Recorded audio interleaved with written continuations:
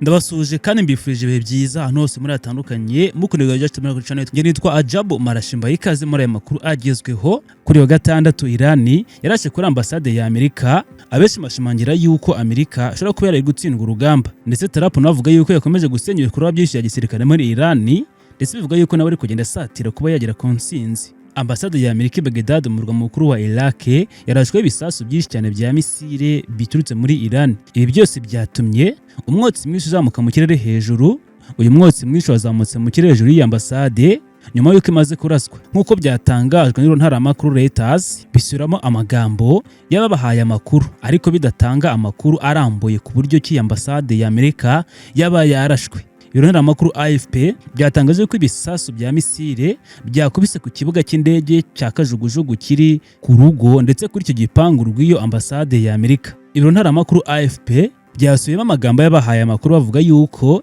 indege ntoya y'intambara zitagera abapilote za drone ngo yakubise kuri ambasade ya Amerika i Baghdad. Icyo gitero cyabaye nyuma yaho gatoya yuko abarwanyi babiri bari bashyigikiye Iran biciwe muri ibyo bitero ku murwa mukuru wa Iraq, nk'uko AFP yabitangaje. Ibi bibaye mu gihe kuwa gatanu Perezida Donald Trump yari yavuze yuko Amerika yashenye burundu buri hantu hose ha gisirikare ku kirwa cya Klang cyo muri Iran, ndetse kandi Trump akabarira yuko ashaka no kurasa ku bikorwa remezo by'ibikomoka kuri peteroli byose muri Iran. Mu gusubiza, Iran yaburiye yuko ibikorwa remezo byose by'abanyamerika by'ibikomoka kuri peteroli ndetse n'amashanyarazi bya kampani zose zikorana n'abanyamerika bizasenywa mu gihe cyose ibigo by'ingufu za Iran byaba bitewe. Ibikomoka kuri peteroli bigera kuri 90% by'ibyo Iran yohereza mu mahanga binyura ku kirwa cya Klang cyarashwe na Amerika, bityo aho n'ahantu h'ingenzi cyane ku bukungu bwa Iran. Ibiro ntaramakuru Fars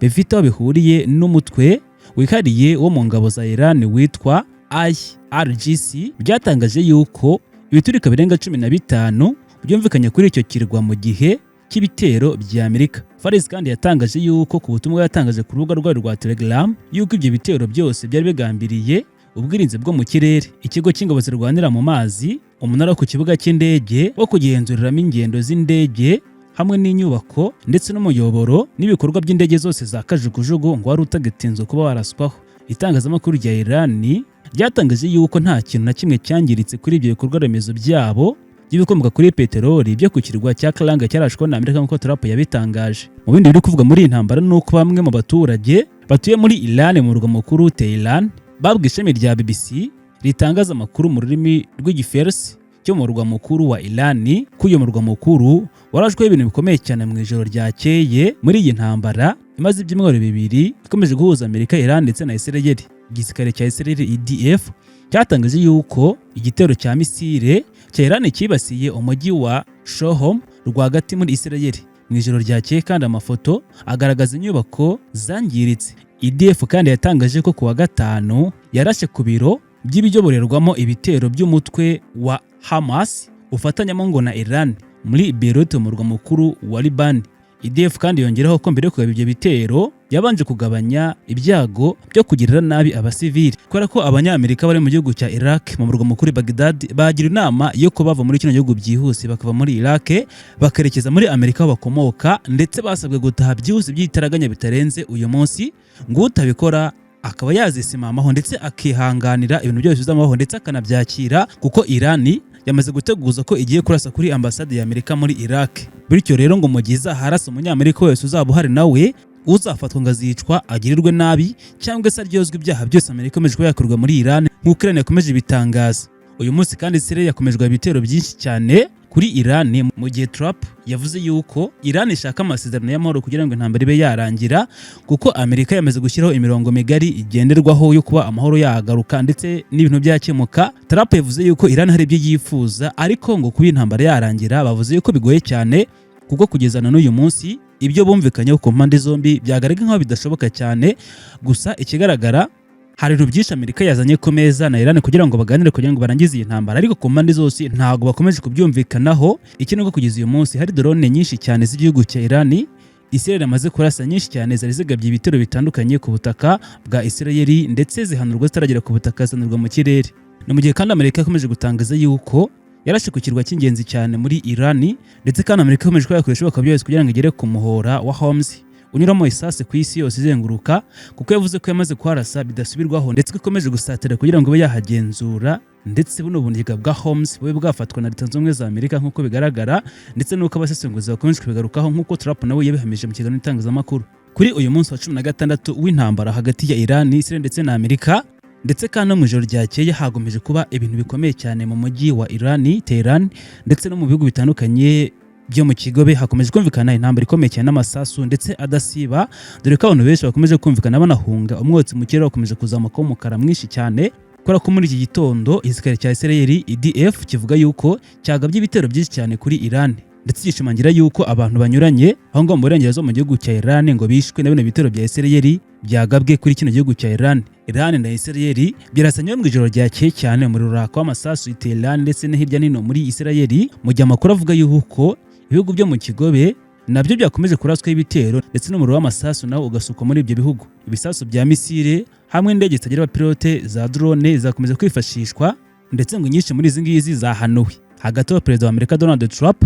yavuze yuko Iran ishaka amasezerano ndetse no kurangiza intambara, ariko ngo Trump we ntabwo ashaka ayo masezerano kubera yuko ingengo ziyirimo ngo ntabwo zihagije kuba iyo ntambara yarangira, bityo Amerika ngo ibyo yifuza kuba Iran yabanza gukora kugira ngo bagire amasezerano ndetse n'ibyo bakemura, bityo ngo mu gihe Iran idakoze ibyo Amerika ishaka iyo ntambara ntabwo izarangira. Hari umunyamakuru wa BBC uri i Riyadh mu murwa mukuru w'igihugu cya Arabie Saoudite yatanze ubuhamya avuga ko icyizere cy'uko intambara yarangira ari cyose, gusa Amerika ivuga ko kuba ari ifite imbaraga nyinshi cyane za gisirikare ngo zayo hari ukuntu ngo ziri gutuma Iran yemera amahoro, ndetse ngo bigashimangira n'uko Iran ngo yabe ishobora kuba yabiri gutsindwa ngo bigatuma Iran ishaka kuba yashaka amahoro, gusa ariko ngo Iran igashaka amahoro ishingiye ku nyungu Amerika ishaka. Gusa ariko icyo cyemezo cyakomwe mu nkokora nuko impande zose zitakomeje kubyumvikana kugeza kuri iyo munsi muganiro bakomeje kugirana. Mu kiganiro kijyanye n'itangazamakuru ABC News cyo muri Amerika, Donald Trump yavuze yuko Amerika yashenye burundu icyitwa Karag cyo muri Iran. Iki ngiki ni ikinyuraho byinshi cyane mu bikomoka kuri peteroli muri Iran,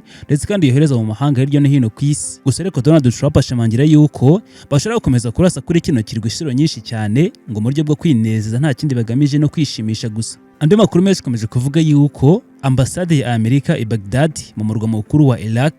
kuri uyu wa gatandatu abanyamerika bose baburiwe kuva muri kino gihugu byihuse, ndetse muri ako kanya bategetswe kuhava, ndetse ashishikariza buri wese muri kino gice no muri kano karere yuko